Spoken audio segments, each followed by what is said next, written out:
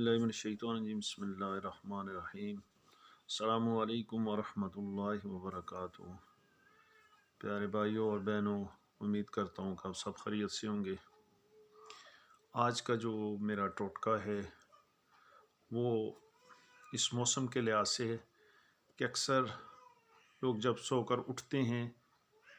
तो एकदम से बाहर निकल जाते हैं कंबल रज़ाई से, तो उससे ये होता है कि बाहर का मौसम ठंडा होता है और अंदर जो बिस्तर का होता है वो गर्म होता है, तो उससे जो है ना इंसान के जिस्म को हवा, जिसको हम अपनी ज़ुबान में कहते हैं कि हवा लग गई है, इसको गर्म सर्द हो गया, तो उसके लिए बेहतरीन टोटका है दवाइयों से बचते हुए करना ये है कि जब ये महसूस कर लें कि मुझे ऐसी कंडीशन में इस तरह हो गया हूँ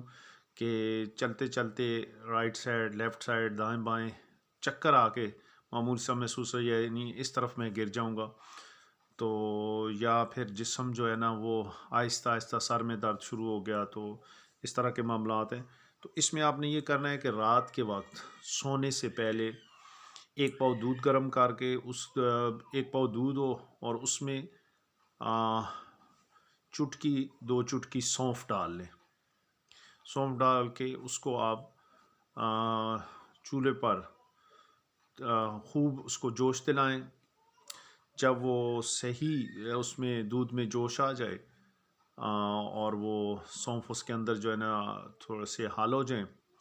तो अब आपने ये करना है कि उन सौंफ को निकालना नहीं है, उन्हीं के साथ आपने सोने से पहले एक पाव दूध को पी लेना है। इंशाअल्लाह अल्लाह तबारक ताला ने चाहा तो एक दफ़ा ही के करने से आप इंशाल्लाह ठीक हो जाएंगे और रात को इससे पसीना भी आएगा, जिस्म पूरा जितना भी जो है ना वो बॉडी जो बंद हुई है वो तो उसमें पसीना आएगा,